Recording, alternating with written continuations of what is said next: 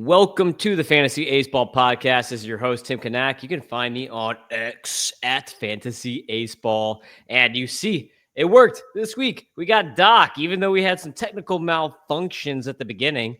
And he's like, oh man, am I really going to have to wear these silly headphones this whole time? If you're watching on YouTube at the Tim Kanak, you can see Doc is DJ Doc today. He looks like he's ready to get the turntables going. You know, we need some strobe lights. Like I made fun of Welsh in his background. I was like, dude, your background, you look like you're in a Miami club. You look like you're in space. If you're in Miami, you understand that. DJ Doc, check it. It's DJ Doc reporting for duty for Dynasty duty for Destiny. Doc. I'm having a stroke, bro. I don't know what's going on over here. That's their new Twitter. Me off. Yeah. You have to change it another time now to DJ Doc Eisenhauer. Technical, yeah. Let's see how it goes, no. Man. I gotta. You're like, yeah, we'll skip that one. Yeah, let's see about that one, buddy. Yeah. So we are going to be efficient with the time here because Doc has another podcast post this one, and we already ran late starting to record because of technical malfunctions. So we will dig into my in-person viewings at the beginning. I was lucky enough to see a really nice game this weekend. I was hoping with my fingers crossed. I was like, okay, please have Johnny King or Brandon Barriera pitch. That's who I wanted to see with the Jays because both are on Aceball right now. And I got Johnny King, just called up from Complex. So I think this was only like his second Aceball start or something like that. And if you're watching on YouTube, I'll go ahead and share. You can always also just look on X. I put video from the game on X. So if you want to look on X, you can see some video from the game. But I've got some Johnny King highlights playing in the background here if you want to watch. But the dude, super athletic lefty, Johnny King. I like him a lot, Doc. He was throwing 95 pretty easy. He also, like once he got further in the game, he started hitting like 93, 94. But he's throwing 95 from the left side pretty easy. Really nice slider. And first inning, he threw the sinker. He didn't throw it after the first inning, but he was throwing a sinker 92. And that thing had like really like strong movement on it. Like it was a good moving sinker. So I like the sinker. I don't know why he stopped throwing it because it was working pretty well in the first inning and he kind of got away from it after and went pretty much fastball slider at that point. He's got a changeup too, but young lefty, 95 mile per hour fastball and really killer slider, like 60 grade slider. So I think Johnny King is going to be probably a dude for the Jays. He had 7 Ks in the game, 3 walks, like one of the nicer outings really on the week for Johnny King. Got anything on Johnny King? Yeah, I mean, obviously a stellar name. He's only 18 years old, which is the crazy part. Sometimes these guys take a while, and frankly, yeah, he's got some wild command right now, but can't argue with the strikeout power for such a young lad. Ideal build, 6'3", 210. Like to see that. We'll see if the Jays can get lucky with one of their pitching prospects. There's a couple guys. Tiedemann's been real. It's unfortunate that delayed development. But if you look at Savage, you look at Johnny King, it's like, okay, maybe there's something here. So, yeah, I think the sinkers, the sinking fastball, those guys are dismissed as kind of boring or, it depends on their usage, I suppose. But it's interesting to hear you talk about a sexy sinker. You don't hear people really flexing, the sinkers, but, there's a reason it's used. It uses ground balls. Yeah, it's especially for a lefty. I feel like you never really see lefty sinkers. I don't know. You see righty sinkers all the time, but it's very rare, I think, to see lefty sinker guys. It says here that was his primary pitch, but it definitely wasn't when I saw him. I think this is off from the game I saw because he also threw more than 47 pitches. So this must have been like the game before or something. I don't know if they see, they didn't have StatCast data, at least on John's thing. There's no StatCast data for the game that I was at. But you see here in the one game that he does have, 291 Sierra or JAERA, as John likes to call it on there, trying to steal Sierra for himself. But there's no minor league Sierra, so he invented it, There you go. But anyway, Johnny King, I think he's going to be a dude. Same game. I also caught RJ Schreck, outfielder for the Blue Jays. He's on a rehab assignment. If you're familiar at all with RJ Schreck, he's having a pretty solid season, despite also having you just mentioned Johnny King has got a good name. Dude, if your name is Shrek, That's a solid baseball name. But I think he's got 11 home runs and what 9 steals on the season, or 6 steals on the season, in 54 games. Down, and he's pretty much been at Double A most of the season, but or Triple A, Double A and Triple A most of the season. But he's on rehab. He was on a rehab assignment. I saw him hit a double. Definitely looked too good for the for the level as an older guy there. But it was cool to see RJ Shrek. Interesting dude. Are you interested in RJ Shrek at all? Yeah, I mean, big fan of his work as an ogre. That was, really where I think he came into his own back in the 2000s. So it's good to see a renaissance of the 25-year-old. That's the interesting thing, right? So why is he 25 years old at Aceball? Do you know why that's happening? What's going on here? Well, What's the background of Mr. Shrek? He's at Aceball right now because he's on a rehab assignment. He got hurt. He had Okay. a hand. It just says a hand injury.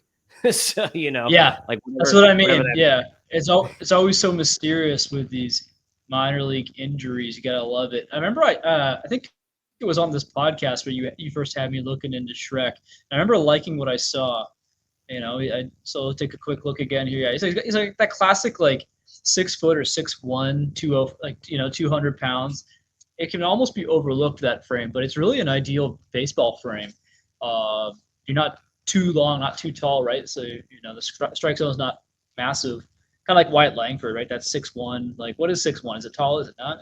And so it really is, but it's still got enough size to you're a big man. You're doing all right, baseball world. And so Shrek, I want to see his contact rates. I'm not seeing that on Fangraphs. 90%, or that's what I'm trying to get to here. 90.6% on the season with an zone contact and an 80.5 contact rate. So he's got a pretty solid hit tool. And then air fly ball is insane. He's got a 58% pull rate and a near 39% fly ball rate. So air pull is pretty good here. 390 OBP on the year. I can see why I liked this guy. I'm an OBP supremacist. As long as you are making enough contact, right?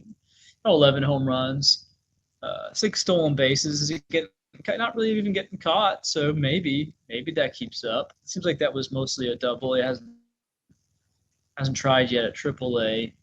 We'll see. He says it's a hand injury, so we'll see if that hand injury saps some power. Being 25 years old, he just turned 25 years old 3 days ago. That's another factor. So let's go easy on the poor guy. But this is a guy who we're probably going to see make a September appearance if he can get healthy and keep on crushing. What do you think? Yeah, he's been good enough. I mean, it makes sense. It's not like the Jays are, swamped with talent. It's like Addison Barger. Is he really that good? I don't know. Maybe you make some room for He's a StatCast king. Yeah, there are a lot of those. As a longtime Lars Nootbaar fan. Now there's rumors that my dude Lars Nootbaar might be on the move. Cardinals Live. Yeah, he's finally healthy.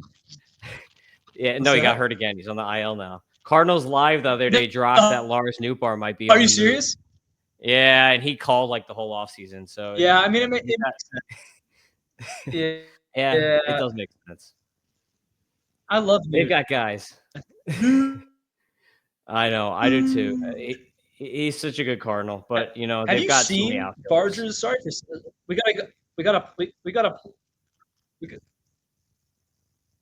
gotta plow through this, but I will say Barger's Savant page is hilarious. The first top half is bright red, and the bottom half is blue. So like he's just not he's Joey Gallo-esque in a way. So let's move now to Rainiel Rodriguez, who I caught nailed he just hit a massive tank. I think we lost Doc, by the way. So Rainiel Rodriguez, I'm going to play this here. If I can figure out a way to share my screen again, we're going to share Rainiel Rodriguez on here. If you're watching, sorry, Doc's not here. So Rainiel Rodriguez, we're sharing. Watch this tank that I caught. This is my video here. I'll mute my kids. But look, he like marked himself in the box here. First pitch. And I have been going to games at the stadium for about 3 years. I have never seen a minor leaguer hit a ball this far. Just an absolute tank. Um, the only time I've seen a home run go that far in the stadium was Jazz Chisholm in spring training.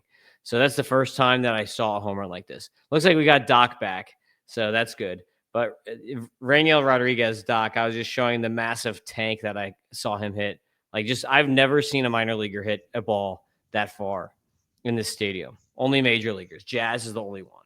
So massive power here for Rainiel Rodriguez. Also a really good week. The only reason I didn't put him on the T10 is because I saw him and I was going to talk about him anyway. But 7 for 17 this week, 4 walks, five extra base hits, and 2 home runs. And he looked completely different this time that I saw him. I've seen him 3 times now. He looks so much more comfortable this time. 2 walks in the box against Johnny King. And then right when Johnny King comes out, like when he's against the reliever, he just destroys that home run. So I think he's coming around now, Rainiel Rodriguez. What do you got on Rainiel Rodriguez now that you're back, Doc?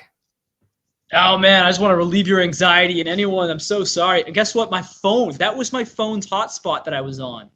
I was accidentally not on my home Wi-Fi. So honestly, my phone crushes. Why? Like that's a pretty decent hotspot we had. I was wondering why I was cutting you off more than normal. I think we were on a delay due to that.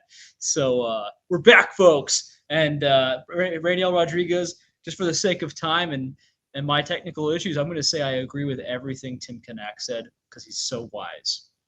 You are not pixelated anymore. You looked like I don't know, like a Nintendo, Super Nintendo maybe, Super Nintendo level Doc before. Now we've got Nintendo Switch Doc. Yeah, brother, we're switching it up. Feeling good. Should be great rest of the show. All right, into the T10. Number 1 is Spencer Jones, who everybody knows. We don't need to talk too much about him, but he seems to be coming around, Doc. He's been on the list already before. 10 for 30 this last week with 4 extra base hits. All 4 were home runs and 4 steals. So 4 bombs and 4 steals this last week for Spencer Jones in AAA. The contact rate still sucks, but you know, it's just like it's a profile that, like, if you want that, you have to live with it. Like, what do you think about Spencer Jones? Like, where do you? It's so weird. Like, do you want him in leagues? Like, do you even want him? I mean, you can't afford him because there's some Yankees fan who wants. I like the idea of Spencer Jones. I used to be really big on him, but he's freaky, man. Like, and not in a good way. Like, I just don't see how a 64% contact rate, 58% at AA this year. I don't see how that translates well to the bigs. And again, he's not that old. He's still just turned 24 a couple months ago. I've said this about him before. Like, he's a guy where maybe it's like a Joe Adele situation. Is Adele really figuring it out? We don't know. But it could be a situation where he's just so dang toolsy and useful. And he's probably better at defense. I don't know about that. He might. I was gonna say than Joe Adele. But I don't know. He's going to be a guy they're going to have to throw in the lineup. Here's the problem that the Yankees are going to have to consider is that will their fans tolerate, you know, a guy who just is so hit or miss? Will they tolerate a Joe Adele? Joe Adele can have his cold streaks in Los Angeles with the Angels because nobody really cares. They're like, okay, well, we know what we're getting here. But with the high expectations, you know, that might not be the best place for him to figure it out. That said, with that kind of power, all he needs to, if he can even just get by with a 65% contact rate in the bigs, that might be enough. He has a 190 WRC plus on the season with 23 bombs to 16 steals, and that's despite a 33% K rate and an 18.5 swing strike rate. So, like, Joe Adele's a great comp, actually. I think that's like the perfect comp for this guy because that's dead on. You could very well get like 2 seasons of garbage before we finally see like a good player here. So, yeah, will the Yankees fans stand for that? No, not at the major league level. We know that they won't. It's just like basically they need to call him up like now when he's hot. Just call him up while he's on a heater and then see if the heater continues over the majors. And if they see him strike out like, you know, 10 times in 20 at-bats, then they just send him back down. Like, yeah, he's not ready yet. Our bad. And then the fans won't get on his ass. And he'll like, it won't like ruin his confidence. You just have to do it quick. Like literally you have to do it so quick Because if you let him sit there for a month, then the Yankees fans are going to be booing him, and he's going to be like, "Man, I really suck," and it's going to like ruin him. So it's just like I feel like as long as they're smart about it, they call him up when he's hot, and then if he's like not on it, you yank that carpet quick. I think that it could work, but he should be up this year. Like he should definitely be up this year, and the Yankees, they might need him, right? We'll see. We'll see. It's gonna be. I mean, they're not. Yeah.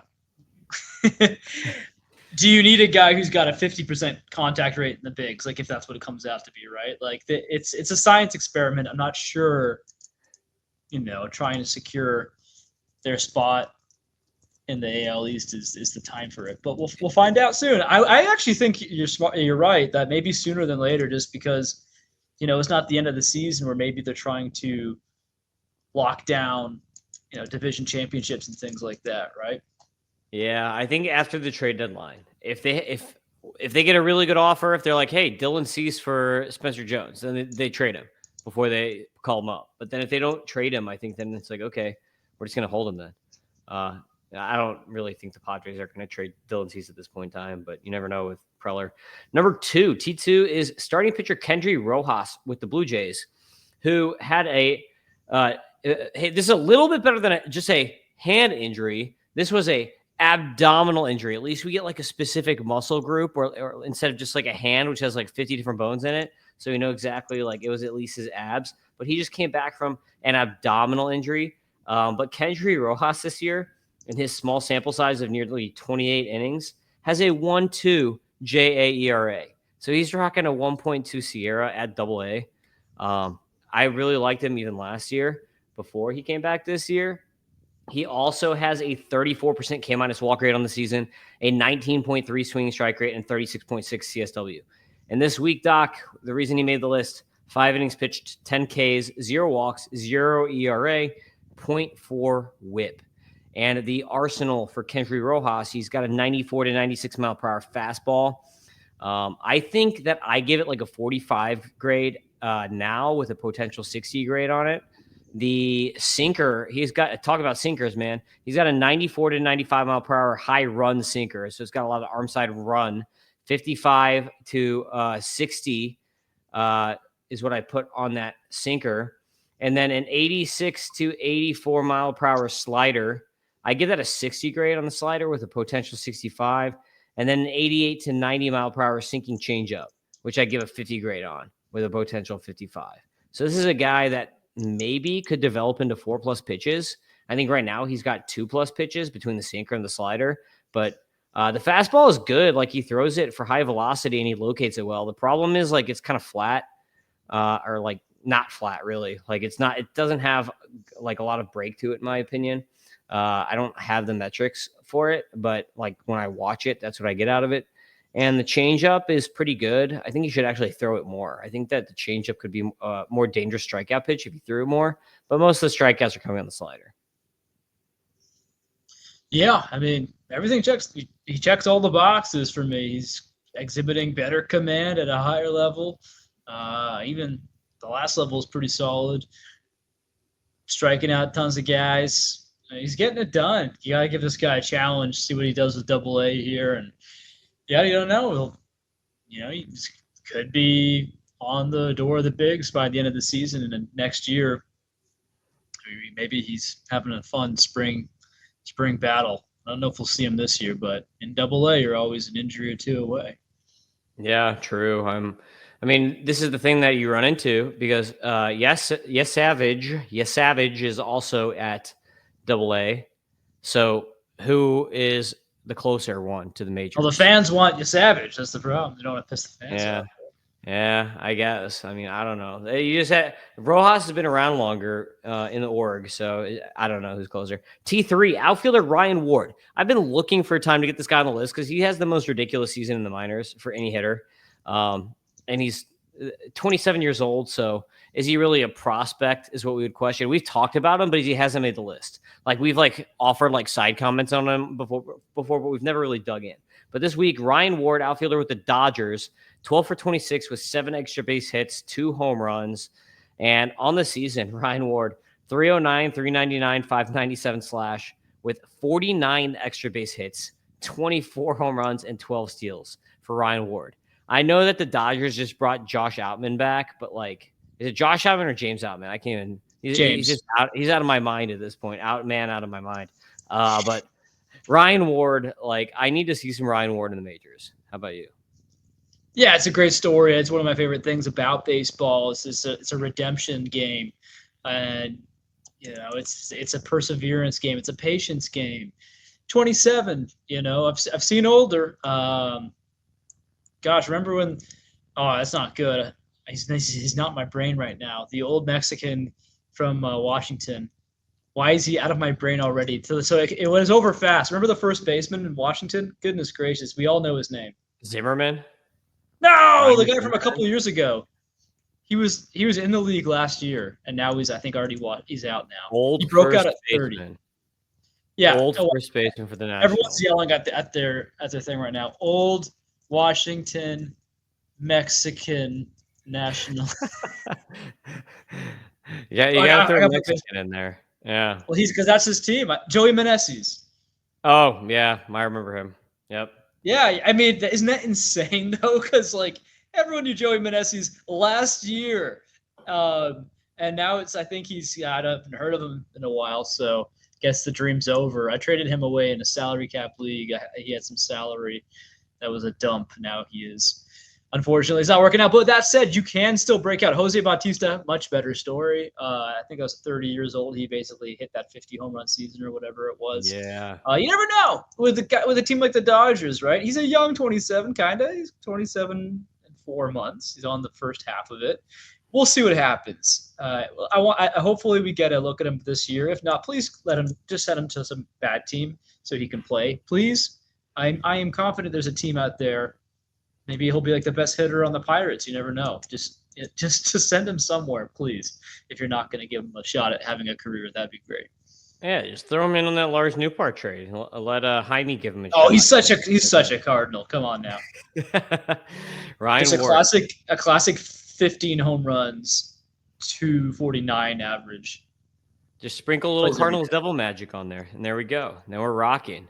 Craig what's his face? I'm a Cardinals fan. I can't remember his name. So let's yelling at that right now. All right, T4 is Daniel Craig. James Bond. T4 outfielder Edward Florentino with the Pirates. This is the second week in a row he has been on the T10. That's how freaking good he's been. And also because Doc wasn't on last time, so I decided to throw him on again so Doc can get some comments on him. But Edward Florentino, number 4 on the list this last week, 8 for 23 with 9 walks, 4 extra base hits, 3 home runs, 6 steals. Ridiculous, man. Already, he's only been an A-ball for, I think, like 15 or 16 games or something like that. He's hitting 325, 429, 613 on the season, 15% walk rate, 21% K rate, 25 extra base hits, 10 home runs, 18 steals. Keeping in mind, he started in complex, so maybe some of those stats are inflated, but it's also short season ball, so he hasn't played nearly as many games as a lot of these other guys. Dude, I'm like maybe on the bandwagon that Florentino, could he be better than like Mate and Luis Pena and these other guys who have been down at A-ball balling, because he's just been so good since he's been up? What do you think? I mean, of course he could be, right? It's interesting how he kind of came out of absolute nowhere. But even if you look at him in the DSL last year, he was doing fine. I hate this. DSL stats are so hard to say. But yeah, I mean, it says he's 6'4" at 200 pounds at 18 years old. Could he grow? Like, that's almost bad. You don't really want him to grow. But here's the deal. Like, I like to look at caught stealing. He's got 18 stolen bases and only 2 caught stealing this year. Speed looks real for a big guy who's already got 10 home runs in 49 games. Yeah, so here's the thing. These last 2 weeks of my life, I've been super busy. Things are looking clearer now. I think I'll be able to get back. I got barely posted last week. I think I'll be back, but I had people reaching out and talking about this Florentino guy the whole time, the last 2 weeks. So, yeah, it's it's a situation worth monitoring. I think he looks like the real deal. I haven't seen him actually swing a bat. I haven't seen him any actual video of him, but the numbers, geez Louise, he looks like he could be one of those guys. Yeah, he's hitting the crap. Pirates need it. Yeah, they did. I mean, yeah, you team this guy with Connor Griffin, and they've got Wyatt Sanford. We've already talked about. They've got some good young guys on the way, and there's a guy that they drafted that we'll talk about later, who's also probably going to be on the A-ball team, hopefully this year, maybe. If he is, then I'll probably see him. But anyway, Florentino, 85% contact rate and an almost 91% zone contact rate too at A-ball, which is one of the most important things because you see guys come from complex and DSL, and they put up all these awesome numbers. But then they come to A-ball and they can't hit crap because basically they were all tools. And then they get to A-ball and they're like, oh, that's what a breaking ball looks like. Yep. Oh, there's Johnny King's slider. Uh-oh. And then they can't hit crap. But Florentino, he just came in and he's already hitting at ridiculous contact rates. So I'm a big fan of Edward Florentino. Easy top 50 prospect for me at this point. Probably top 30 prospect. He's going to be like, wow. This guy's gonna be up there. I'm gonna have him over Ethan Holiday in my rankings. You're crazy. I wouldn't do that, but we'll see. And maybe I am crazy. We'll see. Crazy like a fox. Number 5. I was about to say that. Crazy like a fox. Number 5 is outfielder Carson Roccaforte with the Royals. This is a guy you're gonna like. I know this guy. Yeah, I think you're gonna like him. Or maybe you already like him. This last week, 13 for 27, 7 extra base hits, 3 home runs, 2 steals. I made a joke in my article this week. I'm like, how come this guy's not an Astros prospect? Because he reminds me of all the Astros prospects, just like super tooled out, walks, but just a ton of Ks on the side. So he has 33 extra base hits, 13 home runs, and 33 steals on the season. 16% walk rate, 30% K rate for Carson Roccaforte. I think it might be Roccaforte. Roccaforte sounds even cooler. Yeah, I love that nobody talks about it, but the Royals have this obvious thing with Italians. Like seriously, they got Roccaforte, they have Pasquantino. They brought in Mazzucato, Frank Mazzucato, Taglianone. Dude, it goes on. They got some more picks this year. I forget, but they have new picks that are more Italian. The Kansas City Mafia, man. JJ Piccolo, Nobody talks about the Kansas City Mafia. Everyone always talks about the Chicago Mafia and the New York Mafia, but the Kansas City Mafia, they were true gangsters because they slid under the radar. Still obviously there. They're in controlling the Royals draft picks. That's what I said this on the Prospects Live draft stream, and they kicked me off of it. It's unbelievable. No, they didn't kick me off of it, but we had a great time. Roccaforte. So I actually do know a bit about him. I actually rostered him got him on as a throw-in for some way bigger trade in the salary cap league. He's not in my farm anymore. I think he's in no one's farm, but because his hit tool sketchy, that's the problem. He is rocking a high strikeout rate, but I love that he's walking. His big calling card. He's really good at defense. So this is a guy who's got a path to the major leagues. That's how good his glove is. Could be like a gold glove winner if he gets enough playing time. I believe he's really fast too. How many bases he got this year? Yeah. 33, man. 33. Stole. Yeah, that's better than last year because last year he had 34 but was caught stealing 13 times. I think that might have done it for me where I was like, he's not even stealing efficiently. So, right now, man, he's got actually 13 home runs now. So the power is really coming in. And that was something that, there was actually no home run power. It must have been 2 seasons ago because I had him because in 2023, he had 0 home runs in 31 games. And I'm like, that's not going to play. Last year, he had 10, which is okay. And this year to have 13 in half the games, well, a little bit. But, in 79 games, okay. There's actually some crazy upside here. If he can polish it out, how old is he now, 23? 23 at high A. Second season at high A. He needs a bump. He's ready for promotion. He needs a bump. It's going to be a process. This is going to be like a classic 25. This guy's going to be your next, John Rave. Except, hopefully – I heard John Rave's got a good savant. Let me check it out. But you know who John Rave is? No. Sounds like John Wick's brother. No, he's the guy. He's one of those random outfielders that because MJ Melendez was such a disappointment, unfortunately, so far. Yeah, he's got crazy metrics. This is such a funny savant page. He's playing – right now, he's in Kansas City. His bat speed is really high percentile. He's a white guy. He just looks like he's got a beard. He's a classic 27-year-old, but he's super fast, super good bat speed.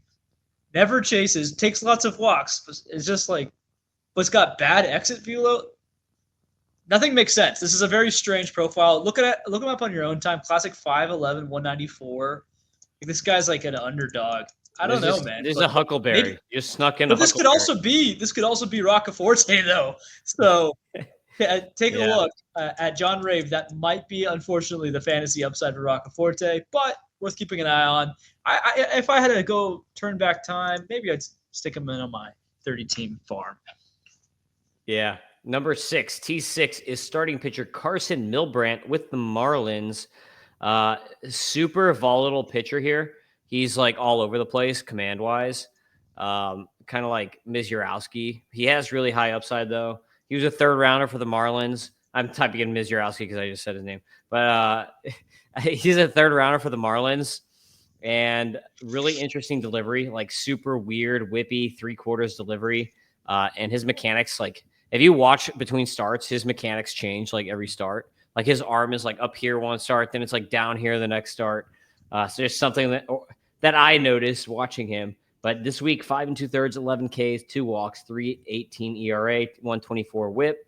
On the season, 52 innings pitched, 13 K minus walk rate, but a 14.8% swinging strike rate.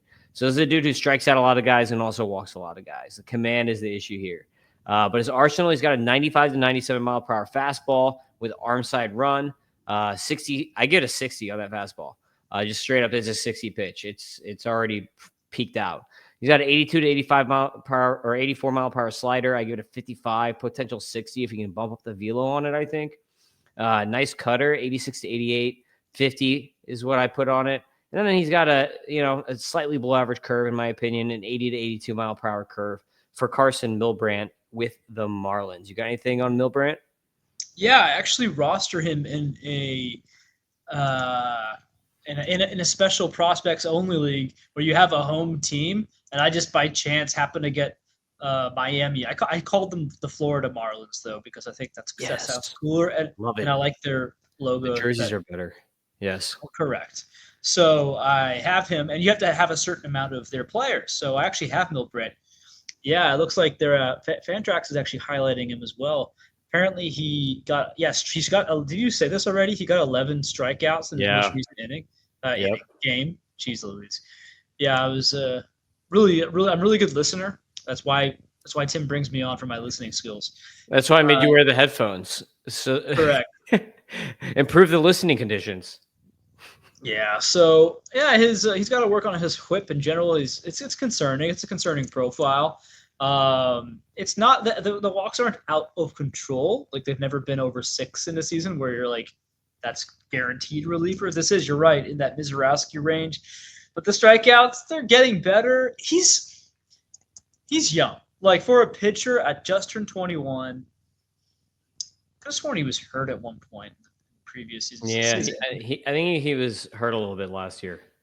Yeah, I don't know. Anyway, but he could get up into like the 120 inning range this year. That'd be fantastic. We'll see. There's a lot of development left here, but I've heard big things about him. His baseball reference picture is funny. It's like a really weird picture. I don't think he has green hair, but whoever took the picture makes it look like he's got green outline of his hair. That's what you need to know about Carson McCullough Milbrandt. Funny picture. Got it. T7. Shortstop Jefferson Rojas with the Cubs. He's at high A now. He was actually in my top 150 last year. I think I had him at like 120, like in the 120s even, 110s or 120s, somewhere in that range. But he's found some power, Doc. This was, to me, like, this is the reason I bumped him from my top 150. I was like, this guy's got like a pretty decent hit tool, and that's it. Like, he's just like he's going to be like a 260 hitter who does nothing else. Like, basically like Jerkson Profar, bad Jerkson Profar or something like that. But just like Jerkson Profar, hopefully without steroids, Jefferson Rojas has found some power here. 9 for 32 with 6 extra base hits and 4 bombs this last week. And now in the season, he's got 28 extra base hits, 11 home runs, and 14 steals. So pretty interesting from a 20-year-old shortstop at high A. And you got to love the plate approach. Almost a 13% walk rate, only a 15% K rate. So the walk and the Ks are pretty even for Jefferson Rojas. So this guy might be sneaking back in my top 150 next time around. Jefferson Rojas looks like he found something else besides the hit tool that power's finally developing, which, 20 years old, like If I'm at 19, I'm like, no, this guy, I'm done with this guy. Just because he hasn't had power at 19, that's kind of dumb. I mean, like I dumped him for my 150, but that doesn't mean I'm like dumped him forever. But I think Rojas is a good name here. What do you think about Jefferson Rojas? Yeah, you don't have to be afraid to course correct, right? In fact, it's a good sign. You know, not too stubborn to reflect. And yeah, it's certainly an interest. How big is he? What's his real size? Have you seen him? No, because he's an Arizona guy. Says he's 5'11", 150 pounds. I don't believe that is accurate. So he's definitely more than 150. I don't know. Maybe he cracked 6 foot, but he's only 20 years old, pretty young 20. And the fact that you're already seeing that power develop, it's looking like a potential 2020 kind of profile here moving forward. The Cubs might have a good one. Yep. T8 outfielder Rowdy Rodriguez with the Angels. Old for the level. He's only at A-ball, but 22 years old. Just turned 22, so it's not like he's an old 22. But this week, 8 for 29, 6 extra base hits, 4 home runs, 2 steals. And you spell Rowdy, R-A-U-D-I, Rowdy Rodriguez with the Angels. 10.5% walk rate, 24% carry rate on the season, but he has 33 extra base hits, 10 home runs, and 22 steals. So despite like not a high average, 251, he's putting up some nice toolsy stuff down there. And this is my favorite stat for Rowdy Rodriguez, is that he has 11 triples on the season. And this is what's goofy, man. Like the Angels promote everybody so fast, but then they've got this guy at 22 just tearing it up at A-ball. Like, are they not paying attention or something? It's like you think, but the way the Angels promote, this guy should be in AA or AAA already at this point. Yes, he's got a weird path. He did just turn 22. Let's be fair, but it is strange. Yeah, 2023 he was in complex. He must have got seriously hurt or something, or maybe that was just his draft year, I guess. Then last year he was definitely hurt because he only played 29 games. So that's probably why they are babying him this year a little bit, and also in his small sample size last year and the year before, he only had like a 60% contact rate. That's up to 71 now. So I'm sure it's coming around the corner. But hey, good on the Angels for not being completely insane with this guy who basically has had delayed development, arrested development, as some might say. Looks like he's a fast guy with some pop. Yeah, we'll find out. He's someone to Rowdy Rodriguez. I wonder how rostered this guy is. I haven't heard of him before. It's a good name, Rowdy. He is rostered in my special. Oh, he's a 0% Fantrax guy. That's pretty deep. Yeah, I could actually add this guy in a couple weeks. Very interesting. He's got newfound power, man. This guy had under 100 ISO in his first couple runs at Complex League, and now he's running a near 200 ISO. So he's found some power here, and he probably changed his swing too, because his ground ball rate in his small sample sizes before was around 50. So he's down to 40%. So his batted ball profile is much better now as well. T8 is Bubba Chandler. Have you heard of this? Have you heard of this guy, Bubba Chandler, Doc? Do you know who? No. I heard that he sucks because everybody's fallen off on him. But his last 2 starts, he's given up 0 runs. And this week in 6 innings, he had 7 Ks and 2 walks with a 117 whip.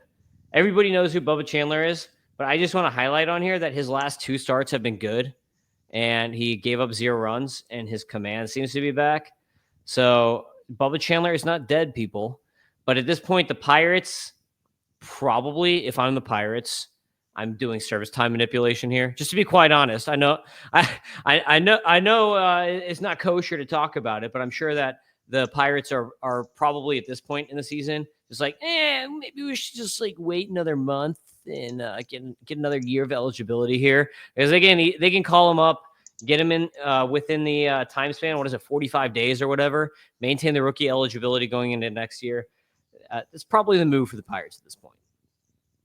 Yeah, no, I mean at this point, and you can't blame them either. I mean, it's enough. You've seen enough concern where you're like, let's see what the guy does. I saw a hilarious comment somewhere, like some guys like, you know what? He probably is purposely sucking just because. Why bother if he's not going to get the promotion? I'm like, yeah, so you've never played sports in your life. You have no idea what successful people think. Like, I mean, hey, I guess maybe O'Neal Cruz would do something like that. That guy's a friggin' been a knucklehead, huh? Some of those decisions. But most athletes, goodness gracious, will not I think he behave would like prefer. that. I think he'd prefer the accommodations of the major leagues a little bit better than AAA. Like you get a nice hotel room instead of like staying in a motel with like 4 guys in one room. You make at least 500 grand a year or whatever it is or 700 grand a year. I think is the minimum instead of 30 grand a year. Yeah, you don't They're you paying don't him. intentionally start sucking to Yeah. screw with the team. You want to go up. Jeez, Mm-hmm. hilarious though. Gosh, I'm looking at. I was trying to see the other guy, Andrew Painter. He's been sucking lately too. That's all these stud prospects kind of stumbling. What the heck's that all about? I don't like that. Yeah, the pitchers. It's summer, man. It's summer. It's hot outside now. T10, last guy on the list is Samuel Basallo with the Orioles. Never heard of this guy either, right? But last week, 7 for 18, 6 extra base hits, 3 home runs, 0 steals. Just keeps mashing. And the Orioles have no catchers right now. But guess what? Basallo ain't coming up because just like I talked about with Bubba Chandler, the Orioles are going to do a little whip-de-doo service time manipulation here. I bet he's up at the end of the year, though. There's no reason to not bring him up at that point. Like, my guess is that they do close to the Junior Caminero thing, and they call him up and he plays like the last month. Like Junior Caminero, for whatever reason, the Rays are kind of weird. They called him up like 2 days away from getting an extra year on him. I don't know why they did that, especially with the Rays. It makes no sense. I mean, like, good on them, I guess, for like not being sleazy, but probably a dumb move financially. So Samuel Basallo, I would assume to be up in September. Just hold your horses here with him, but he's going to be a beast because he's 20 years old still at AAA with 30 extra base hits and 19 bombs. With 94 average EV, isn't that insane? Just Yes. crushing it. People, I mean, I love Connor Griffin, but I may have Basallo as the number one. Again, my ranks are just apparently never going to happen. But in theory, my number one I think is Basallo, because that's just we'll crown Connor. Connor I think will be the number one, but let's let Basallo have his moment. And I don't know, man. The Orioles. It's early enough. They're still 11 games out from taking the division, technically, right? I don't think it's going to happen. But maybe they get a wild card spot. Crazier things have happened. The team isn't that different than it's been in years past. The pitching's really not great, but bringing a guy like Basallo up could be a really good signal to the organization, to the fans that like, hey, we're gonna try. And so that would be I would think coming out of the All-Star break too would be a really interesting way to try to ignite your team, see if you can claw into a wild card spot. Yeah, the Orioles also just had this really interesting draft where they probably like a lot of people are saying they had the best draft. I think they probably did, but they also had a bunch of picks, so it's easier to have the best draft when you have a bunch of picks. But they drafted a bunch of college hitters, so it's like something's got to give here. They have all these prospect hitters. They drafted a bunch of prospect hitters, including a catcher. I guess including 2 catchers if you count Irish. I don't think Irish is going to be a catcher, but like something's going to give here because they've got all these hitters. Like they need to do something at the deadline or in the offseason. Just they need to bundle a bunch of these guys and bring some pitching in somehow. So it'll be interesting to see what they do. If they just stand pat after drafting all those guys with all the other people that they have, like what they did last season was by not trading for pitchers crazy, but that would be like doubling down on insanity. That's like the Joker in Dark Knight, kind of crazy.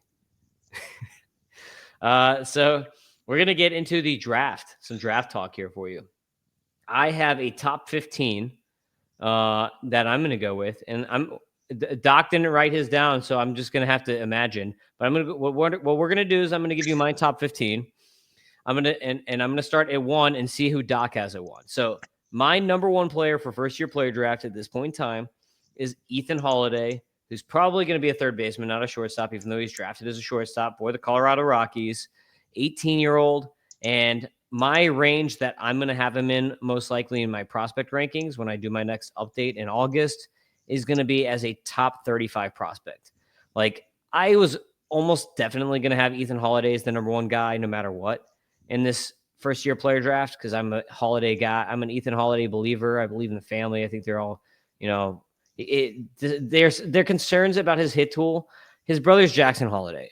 His dad's Matt Holiday. I'm not concerned about the hit tool. They're going to work out all off season. This guy's going to be a gamer. He's going to be a grinder. That's the type of guy you want. He's like the anti Chris Bryant, really, because Chris Bryant just took a bunch of money from the Rockies and is like pieced out. Basically, he's just like hiking all day or something. I don't really know what he does for them, but him going to the Rockies kind of cements him as the number one guy. Even though they suck for development, like you can't ask for a better ballpark. Yeah, I mean, I told the Projects Live guys, I was like, let me just go on day 2. I'll bring Connor Griffin's dad on. I'll be a loco guest. I'll be a sideshow, but I have not had the time to be the expert on this class. I have gut feelings already, but my opinions will expand greatly, as the season goes on, and definitely as we approach FYPD. Draft, which for me and some of my league starts in September, October, so soon-ish. But I would say, yeah, Ethan Holiday for sure. Every reason you just said, especially just the bloodlines, and like he's actually bigger and stronger than Jackson, which is interesting. Whereas Jackson, I think Jackson, probably has the more well-rounded upside. It's clearly taking him a while to, like, right now he's almost like a Brendan Donovan. He's not Brendan Donovan in that he's an elite hitter per se, but he's like this, like, he's kind of valuable for fantasy sometimes. It's kind of a boring-ish or inconsistent profile for the young guy. Whereas Ethan Holiday, wouldn't be shocking to see him be more useful sooner, because he's just going to probably have more pop off the bat, which plays in fantasy, even if he's struggling elsewhere. Yep. Number 2, I have starting pitcher Cade Anderson, who the Mariners took, 21-year-old starting pitcher from LSU. I actually bumped him because before the draft, I had Seth Hernandez as my number 2 guy. But Cade Anderson going to the Mariners, like, you can't ask for a better landing spot for a guy like this. And this actually gives the Mariners some flexibility to trade one of their pitchers too. Now that they drafted Cade Anderson, they can trade one of their pitchers and get a hitter finally, because they've, like, outside of Randy Rosarena and Raleigh and Julio, they've got like nothing in that lineup.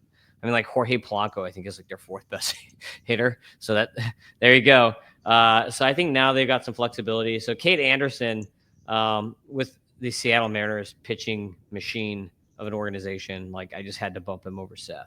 What do you think? I'm a pretty big fan of the Liam Doyle pick for the Cardinals. And, a lot of the Prospects Live guys are really big on that one too. So it's not just me wanting him to be good.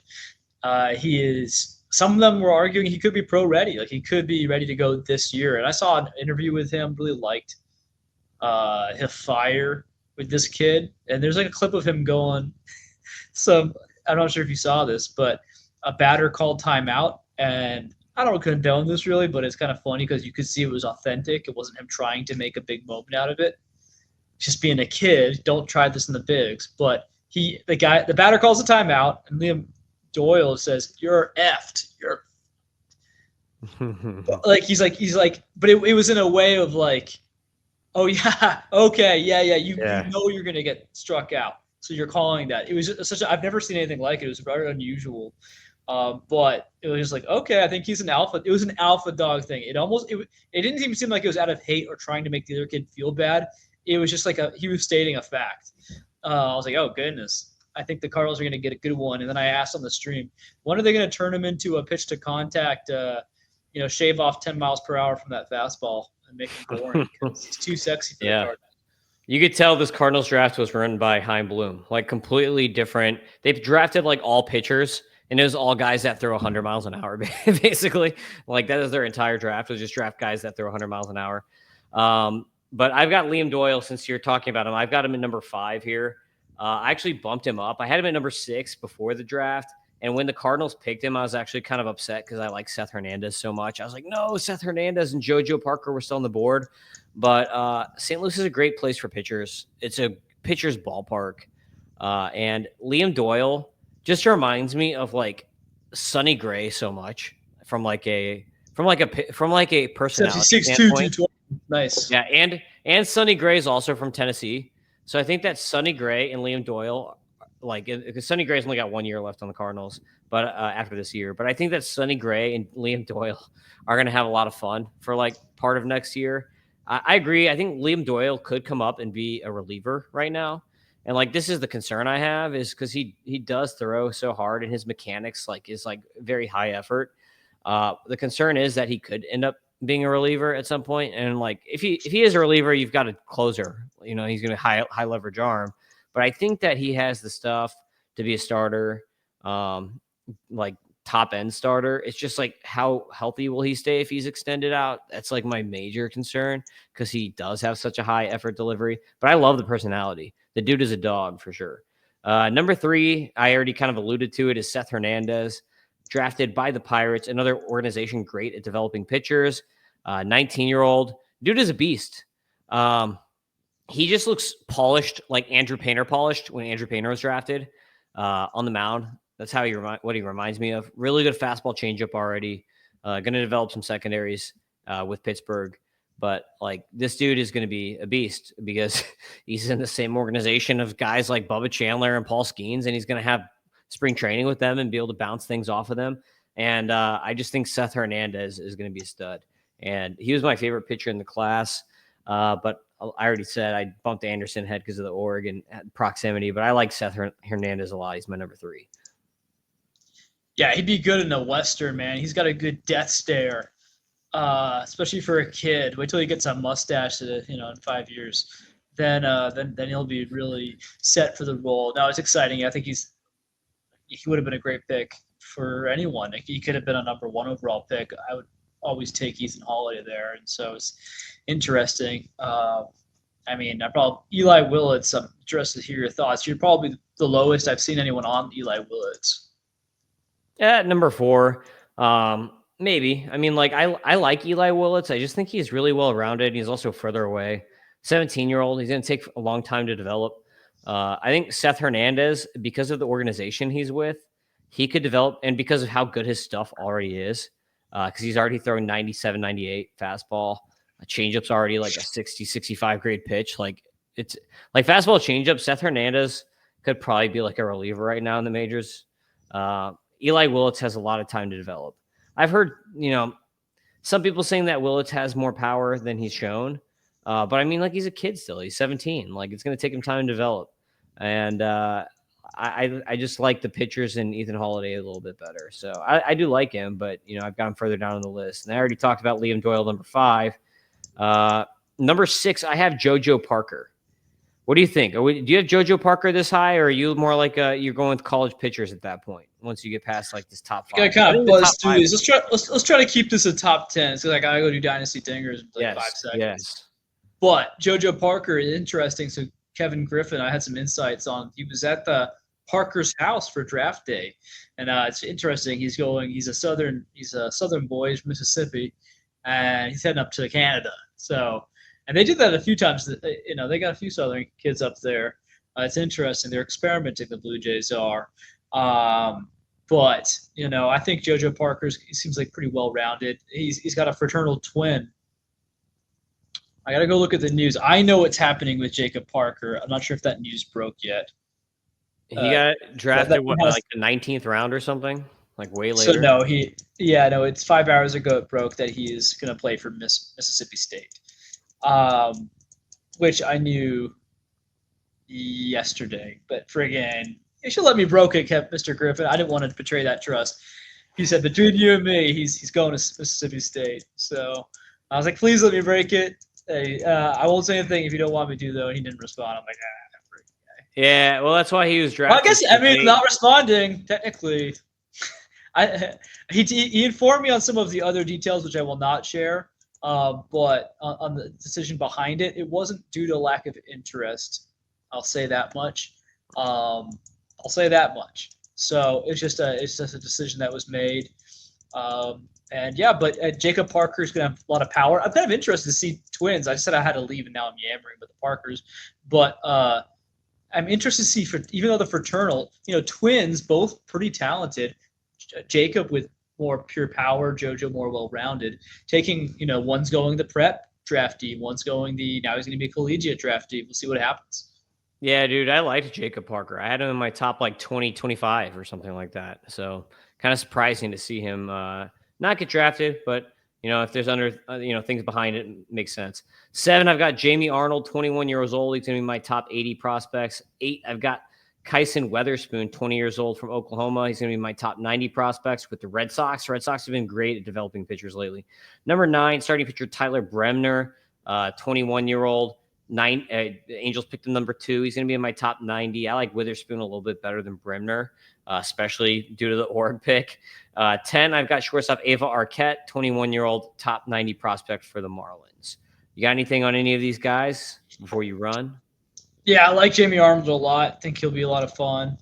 I don't like his park, though. That is a problem. Yeah, I think he would have been a lot higher dependent if he had gone somewhere different. Like if he had ended up with the Pirates, it's like that'd be huge. Yeah.